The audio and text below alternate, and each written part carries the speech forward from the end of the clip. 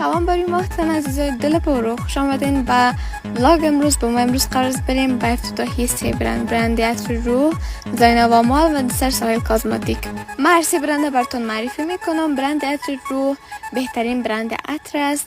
از زینب آمال میتونین حجاب، لباس های روی خانه‌ای و عبایه های عربی به دست بیارین. و دسر ساحل کازماتیک میتونین مشکل های پوستتان حل بسازین پیششان و همچنان بهترین محصول برای پوستتان و جلدتان موجود کردن.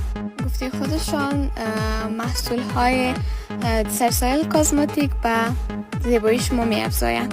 و بریم سر خواهر خانداییم که نجوا جان مثل خواهر دوست دارم، مثل خواهر بزرگم است و فرح.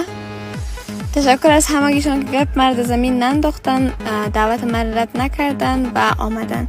دیگه ای هم اسرا و بهترین دخترایی که در ویدیو میبینین تمامشون دوستایم هستن به غیر از بعضها. نجوا، رسا، اسرا تمامشون از طرف ما دعوت بودن و بسیار مرا خوشحال ساختن که گپ من هیچ وقت زمین ننداختن و همگیشون هم مثل خواهر دوست دارم و دوست های بی مطلبم هستن. مثل یگانتان نیستن، مثل بعضی ها نیستن تا که جای منفعتشان باشه دوستی خود همراه من خراب بسازن و مرا تخریب کنن، فقط در فکر تخریب کردن نباشن. و لباس مقبولم از پیج ابریجان است که تحفه از طرف فالورم بود و من خواستم در این روز زیبا بپوشم.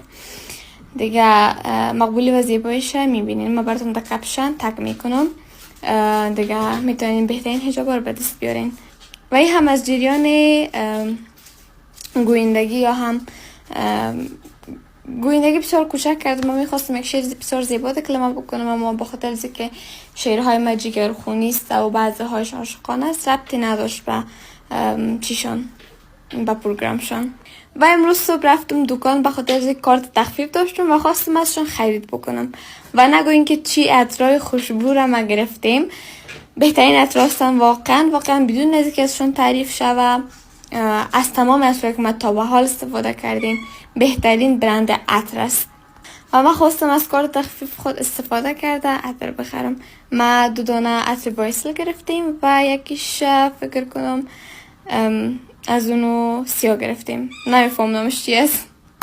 آدرسش چهارراه حاجی یعقوب پهلوی دکان زینب آمال، برند عطر روح.